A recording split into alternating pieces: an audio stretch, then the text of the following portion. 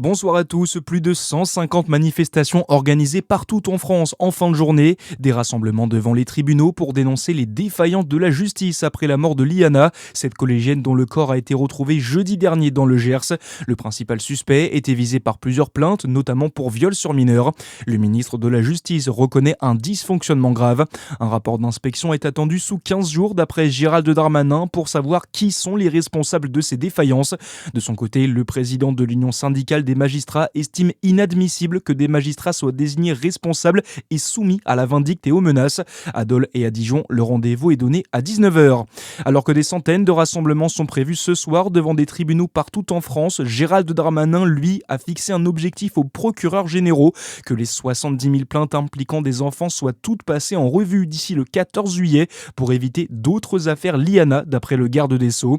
Une réponse à l'onde de choc judiciaire mais difficilement réalisable d'après Stéphane Fichesser. Pour nous, c'est clairement une déclaration d'affichage politique, hein.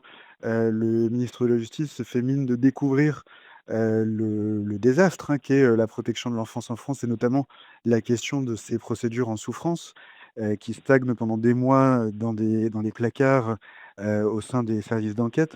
Nous, c'est une situation qu'on a dénoncée depuis des années. On a publié sur le sujet, on a alerté le ministre encore et encore. Mais en tout cas, ce qui est sûr, c'est que on ne peut pas en un mois résoudre un problème qui existe depuis des années. Notez par ailleurs que les résultats de l'autopsie du corps de Liana ne sont a priori pas attendus cette semaine. Dans l'actualité également, la grève se poursuit pour les salariés d'un EHPAD à Besançon. Ils dénoncent les conditions d'accueil des pensionnaires et le manque de moyens alloués. La direction réfute, affirmant qu'il n'y a pas eu de baisse des effectifs soignants. Elle ouvre également la voie au dialogue, un mouvement reconduit pour la 5e fois depuis le 24 avril.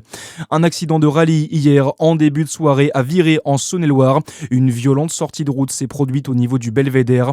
La voiture est venue percuter un arbre avant de s'immobiliser nettement. Le pilote et le copilote sortis de la voiture à l'arrivée des secours ont été emmenés en centre hospitalier dans un état non critique.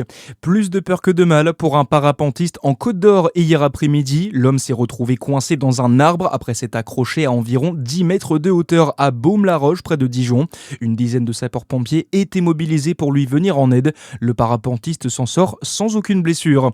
Et puis dans le Jura, c'est un nouveau record de participation pour la 19e édition de la Trans du Trail. Ils étaient plus de 7000 ce week-end sur les montagnes du Jura, dispatchés sur les 11 épreuves sur le village et autour des Rousses.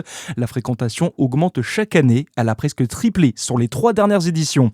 Voilà pour l'essentiel de l'actualité au plus près de chez vous. C'est la fin de cette édition. À suivre votre météo sur Fréquence Plus. Très bon début de soirée.